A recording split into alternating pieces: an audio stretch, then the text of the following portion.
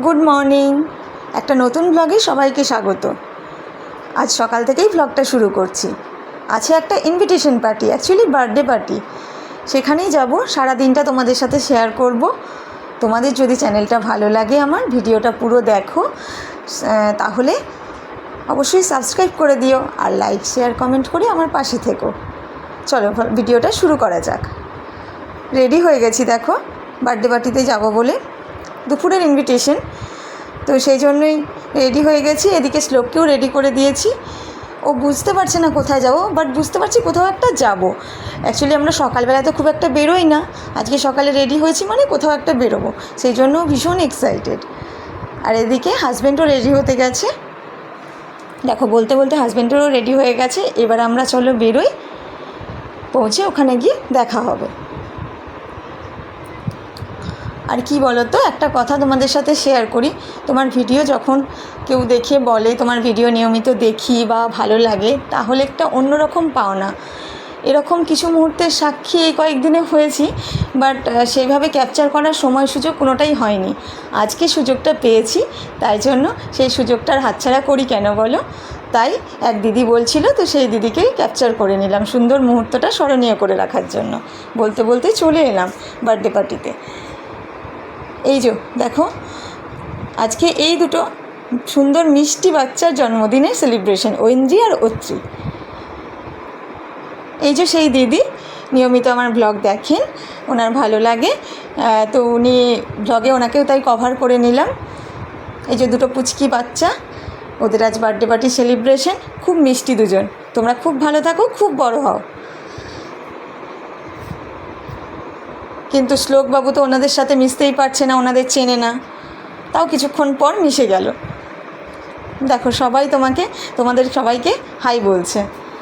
এদিকে কচিকাচারা যারা ছিল তারাও ব্লগ হচ্ছে দেখে ছুটে এসেছে, তারাও বলছে আন্টি ব্লগে হাই বলবো। বলছি হ্যাঁ বলো, সবাই বলো। তো সবাই মিলেই ব্লগে হাই বলছে। তো এটা একটা অন্যরকম পাওনা, বেশ ভালো ছিল মুহূর্তটা, তাই ক্যাপচার করে রাখলাম। ওরা খুব এক্সাইটেড, দেখে বুঝতেই পারছো সবাই। এসব ভালো মুহূর্ত স্মরণীয় করে রাখার জন্য কিছু ফটোও ক্যাপচার করে নিলাম, সেগুলোই দেখো শেয়ার করছি। ওদিকে বার্থডে পার্টির কেক কাটা হয়ে গেছিলো, আমরা একটু দেরিতে পৌঁছেছি, তো শ্লোকবাবুকেও কেক দিয়েছে। তো সেই কেক ও খাচ্ছে, খুব টেস্টি, ও খুব এনজয় করে খাচ্ছে। এরপর আর দেরি করব না, চলো আমরা এবার খেতে বসে যাব, কারণ না হলে দুপুর হয়ে গেছে, বাড়ি ফিরতেও হবে, শ্লোকের ঘুম পেয়ে যাবে না হলে। দুপুরবেলাটা ওর একটু ঘুমানো অভ্যাস, তাই জন্য ভাবলাম দেরি না করে চলো খেতে বসে যাই। বাচ্চাকে নিয়ে খেতে বসার সে যে কী ঝামেলা, তোমরা আশা করি অনেকেই প্রায় রিলেট করতে পারছো। আর শ্লোক তো অন্য রকমই, অন্য লেভেল, সবাই তোমরা জানো মোটামুটি। তো এই যে খেতে বসে গেছি। ও কিন্তু আমার কোলে বসেনি, ওটা প্রথমে বসেছিল, তারপরে ও চেয়ারেই আলাদা করে দাঁড়িয়ে দাঁড়িয়ে মাঝে মাঝে নেমে পালিয়ে যাচ্ছে। ওকে ধরা হয়েছে, দিয়ে আবার চেয়ারে ওঠানো হচ্ছে।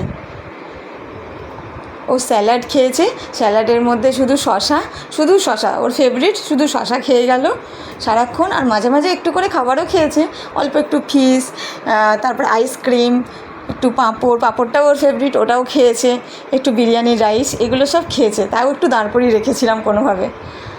তো ওই বাচ্চা নিয়ে খাওয়া মানে ওই ঝটপট খাওয়া, এই আর কি।